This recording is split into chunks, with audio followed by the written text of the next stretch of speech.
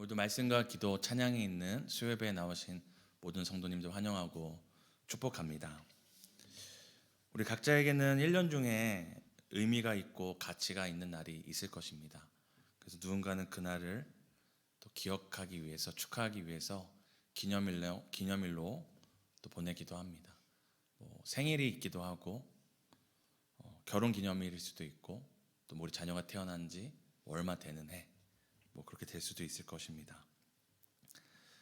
이런 개인적인 특별한 날뿐만 아니라 그날이 더 나아가서 역사적으로 의미가 있고 가치가 있는 날이면 이 나라에서는 그날을 공휴일로 정하여서 함께 쉽니다. 그 예로는 우리가 잘 아는 3.1절이나 광복절이 있을 것입니다.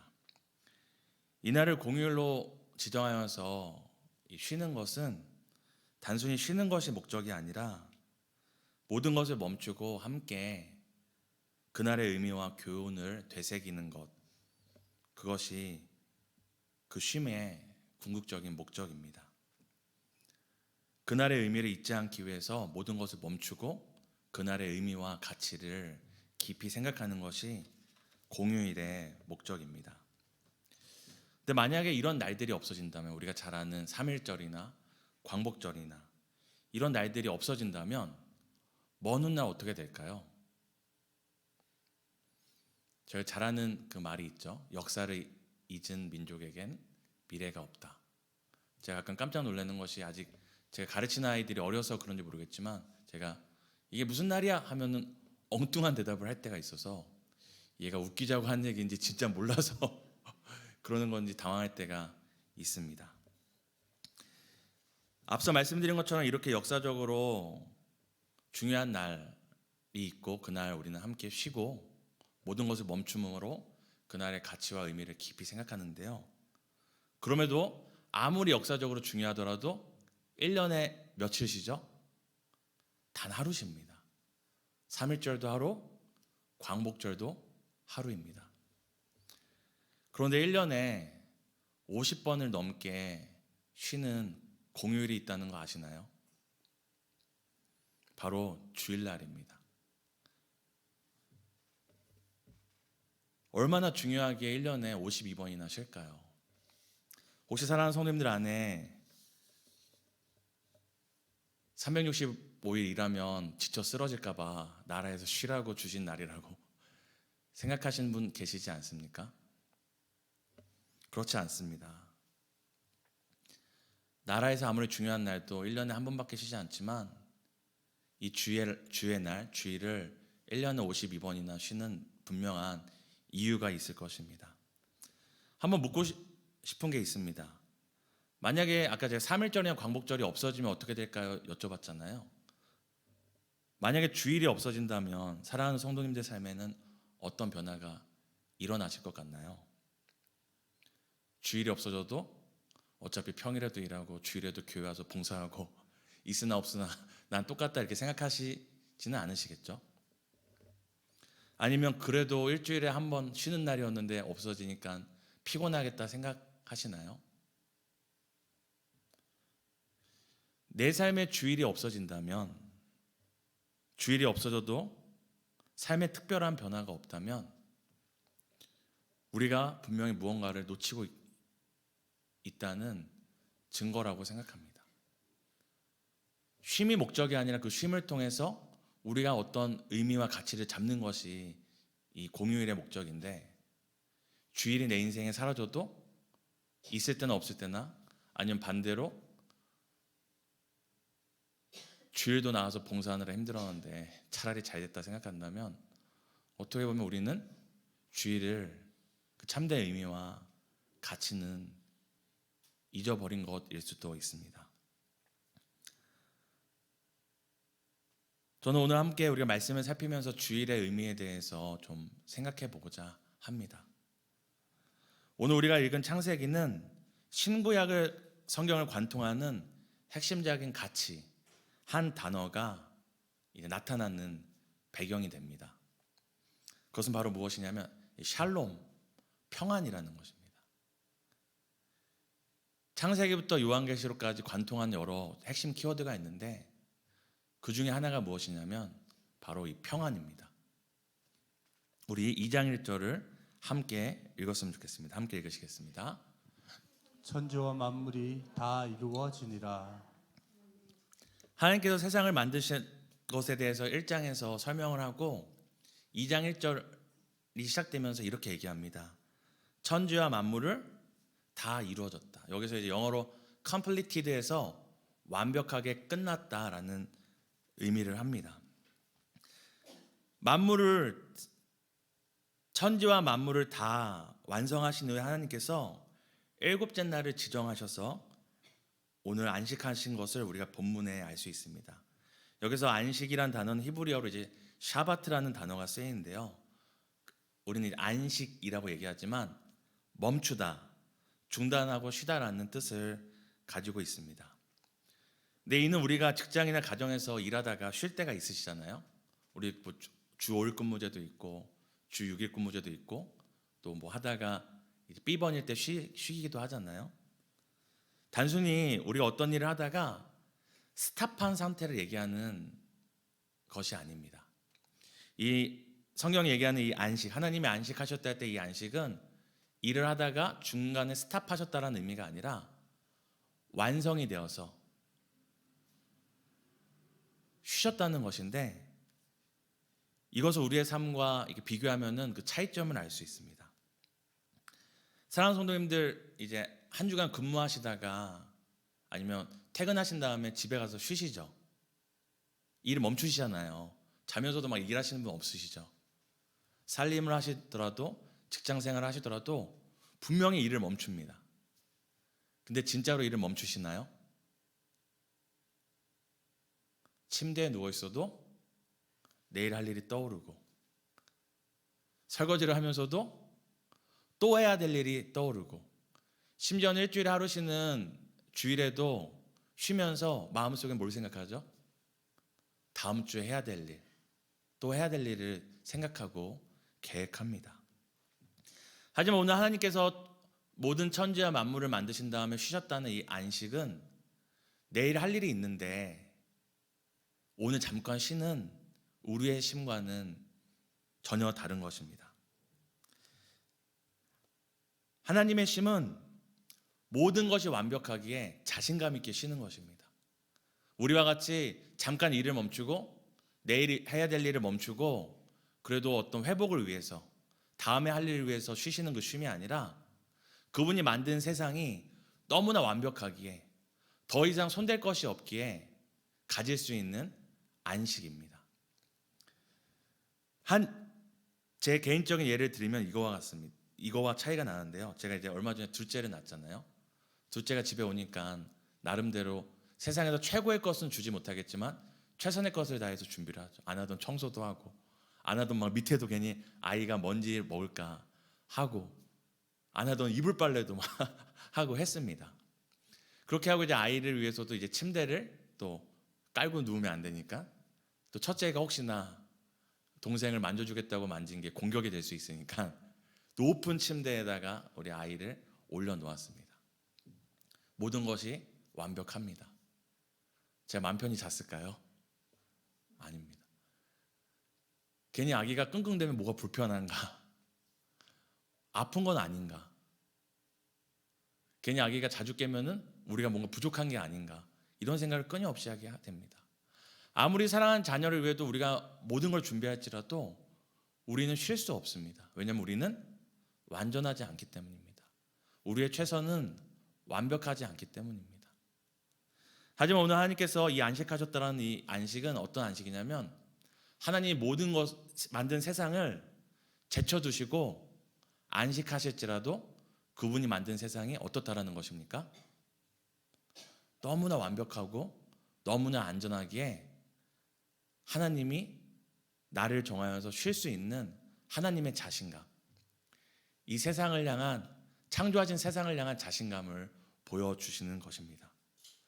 그렇다면 하나님이 그렇게 자신할 수 있는 세상이라면 그런 세상에 사는 사람은 무엇을 경험하게 될까요? 너무나 완벽해요. 너무나 완전해요. 너무나 안전해요. 그럼 그 하나님이 만드신 모든 천지와 만물 가운데 살아갈 사람들은 무엇을 경험하게 될까요? 바로 평안입니다. 그래서 이 샤바트라는 안식하다에서 나중에 샬롬이라는 평안이라는 단어가 나오는 것입니다. 이를 통해 우리가 알 수 있는 것이 무엇이냐면 하나님이 모든 천지와 만물을 만드셨다라는 이 성경의 기록은 하나님이 보이는 것을 완성하셨다는 의미가 아니라, 그것만 하는 것이 아니라 보이는 이 세상을 통해서 사람에게 무엇을 선물해 주셨다는 겁니까? 보이지 않는 평안.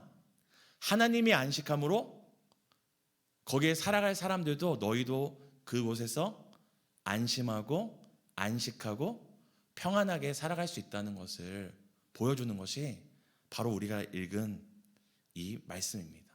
다시 한번 이런 의미를 담았다는 생각을 갖고 우리가 2장 2절에서 3절을 함께 읽었으면 좋겠습니다. 하나님이 그가 하시던 일을 일곱째 날에 마치시니 그가 하시던 모든 일을 그치고 일곱째 날에 안식하시니라. 하나님이 그 일곱째 날을 복되게 하사 거룩하게 하셨으니 이는 하나님이 그 창조하시며 만드시던 모든 일을 마치시고 그날에 안식하셨습니다. 하나님께서 세상을 만드시고 일곱째 날에 이제 쉬셨다는 얘기가 나오는데요. 일곱째 날이 있다면 그 앞에 무슨 날이 있는 거죠? 여섯째 날. 그 앞에 무슨 날이 있는 거죠? 네. 첫째, 둘째, 셋째, 넷째, 다섯째, 여섯째 날이 있는 것입니다. 그런데 오늘 성경에서 이 여섯째 날, 그러니까 첫째 날에서 여섯째 날까지와 오늘 하나님이 쉬셨던 일곱째 날까지를 표현하는 다른 표현이 나옵니다. 우리가 읽지는 않지만 그 다른 날들을 이렇게 표현할 때는 항상 저녁이 되고 아침이 되니 몇 번째 날이다라고 그 날을 이렇게 시작과 끝을 포장을 하거든요. 근데 유일하게 시작은 있지만 끝이 없는 날이 있습니다. 그게 바로 무슨 날입니까? 하나님이 쉬신 일곱째 날입니다. 이는 단순히 일곱 번째 날만 하나님이 안식하고 거룩하게 구별하신 것이 아니라 일곱째 날이 닫히지가 않았죠, 문이. 그럼 그 다음 날은 몇 번째 날이라는 거죠? 여덟 번째 날인가요? 아닙니다. 하나님이 사람에게 안심과 안식을 주는 그 평안의 일곱째 날이 쭉 이어지는 겁니다. 그 완성을 보여주는 것이 바로 이 창조의 기록입니다. 근데 사랑하는 성도님들, 하나님이 만드신 이 처음의 세상이 이렇게 안심하고 하나님도 안식하고 거기에 사는 사람도 평안 가운데 살 수 있는 세상이었는데 지금 평안 가운데 살고 계신가요?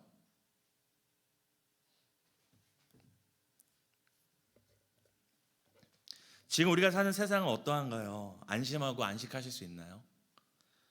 집에 누워서 또 끊임없이 걱정되고 자녀가 들어와도 걱정되고 자녀가 눈에 안 보여도 걱정되고 보이면 화가 나고 또 안 보이면 근심이 되고 사랑하는 성도님들 매일 아침 평안 가운데 깨시고 밤에 주무실 때도 평안 가운데 들어가시는지 묻고 싶습니다.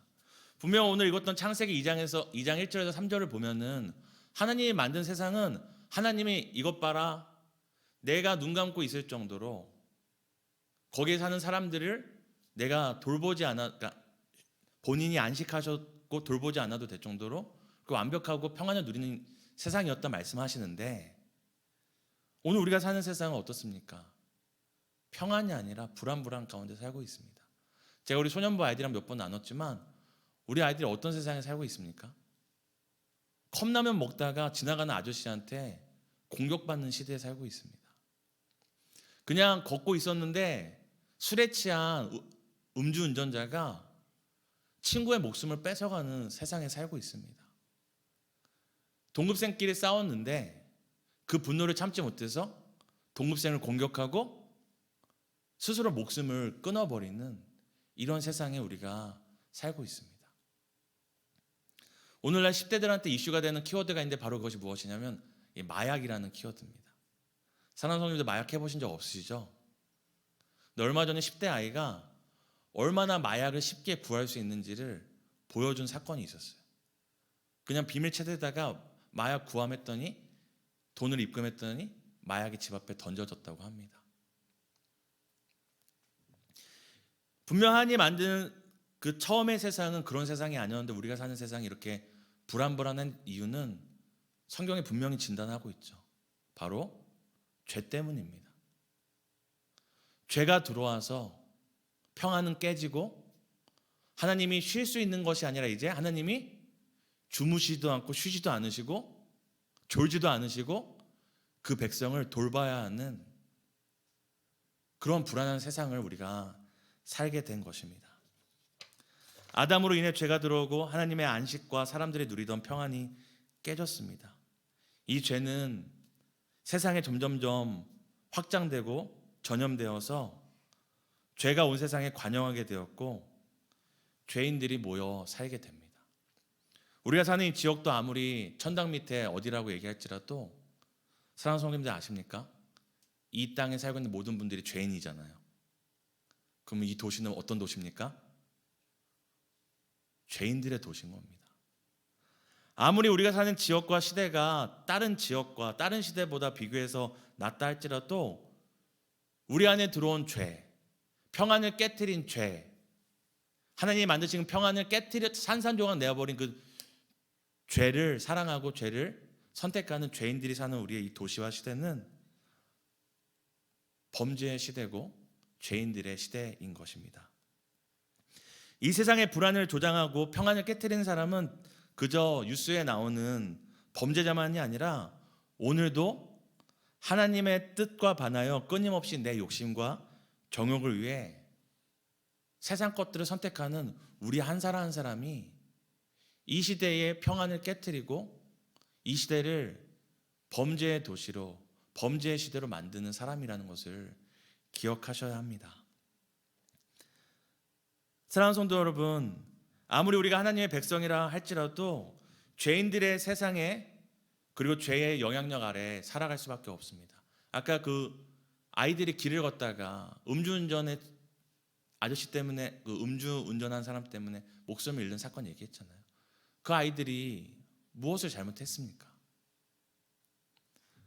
하나님의 백성일지라도 죄의 영향력 아래 살 수밖에 없는 것이 우리의 시대고, 우리의 시대가 우리에게 분명히 알려주는 것은 무엇이냐면 하나님이 태초에 만드신 세상은 그러하지 아니했는데 평안도 깨지고 완전함도 깨지고 안식도 깨지고 이제는 우리가 사는 세상은 쉼도 없고 안심할 수도 없고 평안도 없는 시대에 살고 있는 것을 알게 해줍니다.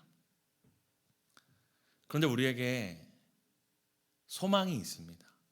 그것이 바로 무엇이냐면 우리의 죄로 인하여서 깨어져 버린 그 평안, 하나님이 처음에 온 천지를 만드시고 우리에게 주시길 원하셨던 그 평안을 회복하기 위해 이 땅에 오신 분이 계시기 때문입니다. 바로 누구십니까?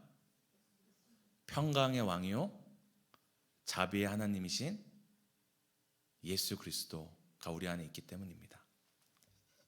요한복음 14장 27절을 함께 읽었으면 좋겠습니다. 요한복음 14장 27절입니다. 함께 읽겠습니다. 평안을 너희에게 끼치노니 곧 나의 평안을 너희에게 주노라. 내가 너희에게 주는 것은 세상이 주는 것과 같지 아니하니라. 너희는 마음에 근심하지도 말고 두려워하지도 말라. 아멘. 우리가 예수 그리스도께서 단순히 우리의 죄를 사하시고 우리를 불신 지옥의 인생을 예수 천당으로 이끄는 인생이라고 단순히 생각할 수 있지만 맞죠, 맞습니다. 하지만 예수께서 우리에게 행하신 일은 그냥 그런 단순한 일들만이 아니라 예수께서 우리에게 행하신 일은 무엇이냐면 하나님이 처음에 만드셨던 그 세상의 평안, 그 평안을 다시 우리에게 회복하기 위해 오셨다는 사실입니다. 그 예수님이 요한복음에 보면은, 그리고 또한 예수님의 사도였던 그 제자들이나 사도 바울의 그 편지의 기록들을 보면은 그 안에 평안, 평강에 대한 표현들이 매우 반복적으로 나옵니다. 이를 통해 단순히 예수 그리스도께서 우리의 죄를 사하시고 우리를 지옥에서 천국으로 이동하신 것뿐만 아니라 우리에게 회복시키기 원하신 것이 있었는데 그것이 바로 무엇이라고 성경이 얘기하죠? 평안입니다. 예수께서는 이렇게 얘기합니다. 평안을 주겠다. 그런데 이것은 세상이 주는 것과 다르다. 세상이 주는 것과 다른 평안이라고 얘기합니다. 예수님께서 오늘 방금 읽었던 14장은 우리에게 주실 성령에 대해서 이렇게 설명하시면서 이 평안을 주시겠다, 두려워하지 마라 얘기하시거든요. 그런데 예수님께서 그때만 평안을 얘기하시는 게 아닙니다. 우리 함께 요한복음 16장 33절을 함께 읽겠습니다. 이것을 너희에게 이르는 것은 너희로 내 안에서 평안을 누리게 하려 함이라. 세상에서는 너희가 환난을 당하나 담대하라, 내가 세상을 이겼노라. 아멘. 예수님께서 오늘 내가 너희들에게 많은 것들을 이루는 것은 여러 가지 설명하셨잖아요. 제자들에게 수많은 것들을 가르치셨잖아요. 근데 이 모든 것을 너희에게 가르치는 그 이유가 있는데, 그 이유가 바로 무엇이냐면 너희들로 하여금 봉사를 많이 하게 하려 합니다. 너희로 하여금 헌금을 많이 하게 하려 합니다. 너희로 하여금 두려워 떨며 경계심을 갖고 살게 하려 함이라가 아니라 뭐라고 얘기하시죠? 이것을 너희에게 이름은 너희로 내 안에서 평안을 누리게 하기 위함이라고 얘기하십니다. 근데 예수님께서 요한복음 16장 말씀하실 때가 어느 때냐면 바로 가룟 유다에게 팔려서 잡혀가시기 직전입니다. 예수님이 잡혀가기 직전에도 제자들에게 얘기하시는 것이 바로 무엇입니까? 너희가 세상에서 환난을 당하나 담대하라. 세상을 이길 평안을 너희가 누릴 것이다라고 얘기하십니다. 그리고 우리 요한복음 20장 19절을 함께 읽도록 하겠습니다. 이날 곧 안식 후 첫날 저녁 때에 제자들이 유대인들을 두려워하여 모인 곳의 문들을 닫았더니 예수께서 오사 가운데에 서서 이르시되 너희에게 평강이 있을지어다. 아멘.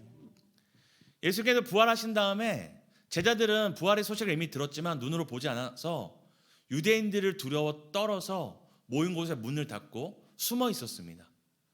근데 예수께서 그 자리에 나타나셔서 해야 될 첫 마디는 무엇입니까? 베드로, 너가 나 버린다고 했지? 너희들 나 무서워서 이렇게 숨어서 떨고 있냐? 문 닫고? 얘기하지 않고 뭐라고 얘기하시죠? 너희에게 평안이 있을지어다 라고 얘기하십니다.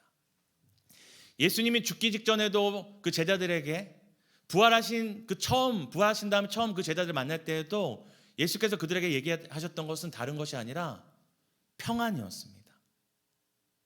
하나님이 세상을 처음 만드셨을 때 그 자녀들과 그 백성들에게 주기 원하셨던 그 평안을 예수께서 죽음과 십자가의 부활로 다시 회복시키시고 다시 경험케 하기 원하시는 것이 바로 주님의 죽음의 목적이었고 부활의 목적이었고, 그리고 오늘 아까 우리가 방금 읽었던 20절에 뭐라고 얘기하죠?